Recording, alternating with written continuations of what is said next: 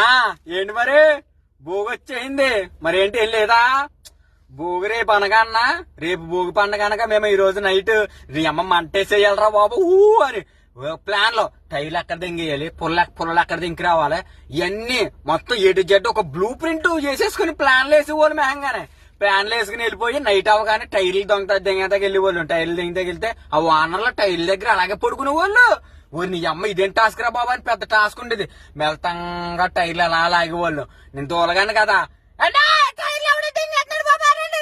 పెద్ద పెద్ద కేకలేసి ఉన్నాడు జోకుడుకెళ్ళారని కర్రట్టుకుని వచ్చేయడు వాళ్ళు. మా వాళ్ళు అంటారు అంత దూరం చూడండి ఎందుకురా మమ్మల్ని సాధించావా అలా అనుకునేవారు అనమాట.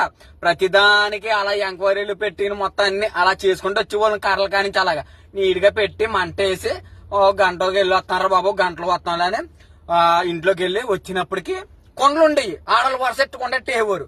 సర్లే బాబు మనం కాసుకోవాలని మనం కొండెట్టుకొచ్చి పెడితే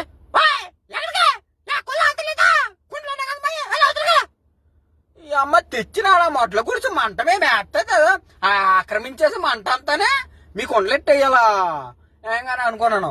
తర్వాత ఒకసారి చూస్తాం, 2 సార్లు చూస్తాం, 3ఓసారి కూడా గెంటేస్తాను. నేను గెంటేయారు నా కొండ అలా ఇసిరేసి శుభ్రంగా పెద్ద దొంగట్టుకొచ్చి ఎన్ని కొండలు అయితే నన్ను కొండలు పెద్దమ్మని అర్థం కానీ అంతే. మొత్తం కొండలన్నీ ఇలా సొట్టు అయిపోయినాయి. తర్వాత ఇంక పండగ పొడి కూడా దెంగిలి తప్ప కదా మనకి.